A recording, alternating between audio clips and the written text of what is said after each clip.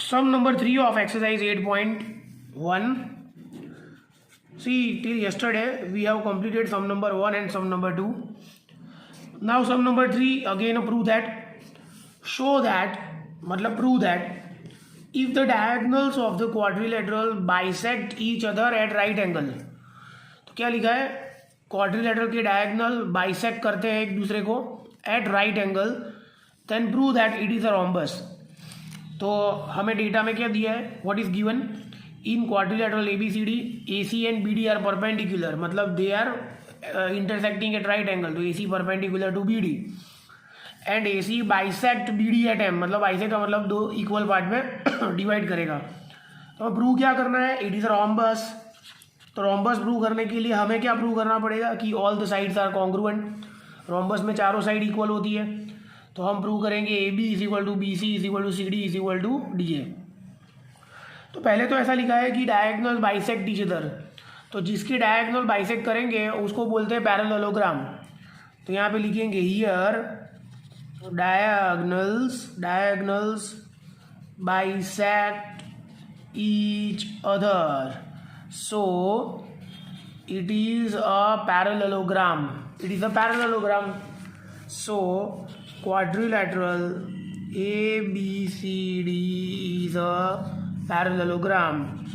तो AB is equal to CD and AD is equal to BC. Parallelogram में क्या होता है, ऑपोजिट साइड्स आर कॉन्ग्रुएंट, है ना.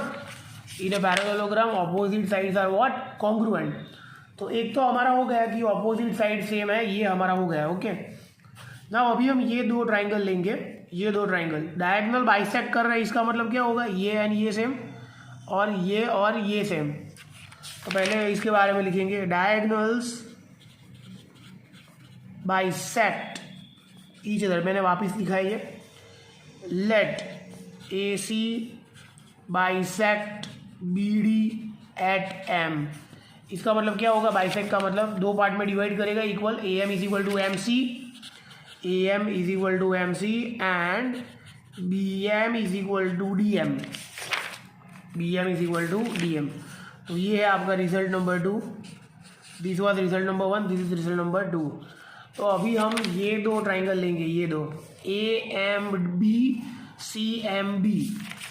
कौन सा triangle, in triangle AMB and triangle CMB. ये दो ट्राइंगल में क्या होगा, AM is equal to CM, ये रहा AM is equal to CM from result number 2. फिर ये दोनों राइट एंगल सेम है, right angle AMB is equal to CMB, right angle AMB is equal to angle CMB. क्या लिखेंगे, right angle. और दोनों में BM कॉमन है, दोनों में MB मतलब BM is equal to BM. और रीजन में क्या लिखेंगे, कॉमन साइड्स. तो देखो हमने क्या किया, ये साइड ली, ये एंगल लिया और ये साइड ली, तो SAS हुआ. ये क्या हुआ, SAS. Hence triangle AMB is congruent to triangle CMB by which condition, SAS. Now by CPCD से ये और ये सेम होगा ना. कौन सा सेम होगा, CPCD से AB is equal to BC, by CPCD AB is equal to BC.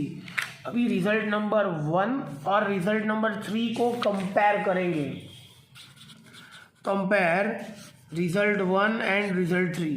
तो रिजल्ट 1 में क्या था, AB is equal to CD, AD is equal to BC, AB is equal to CD, AD is equal to BC. और result 3 में क्या था, result 3 में AB is equal to BC, right. तो अभी तीनों को एक साथ लिखेंगे, तो AB is equal to BC है, right. AB is equal to BC है, तो AB is equal to CD भी है, तो ये CD भी सेम होगा.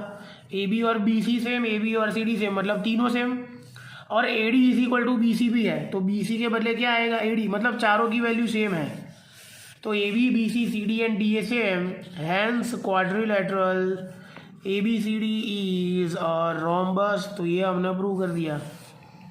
ओके, तो पहले क्या किया हमने कि diagonal bisect each other. Bisect का मतलब होता है एक इक्वल पार्ट में डिवाइड करेंगे, तो जिसके डायगोनल बाइसेक्ट करेंगे उसको क्या बोलेंगे, पैरेललोग्राम. पैरेललोग्राम में ऑपोजिट साइड सेम होती है, फिर डायगोनल बाइसेक्ट करेंगे, इसका मतलब आएगा a m is equal to c m, b m is equal to d M.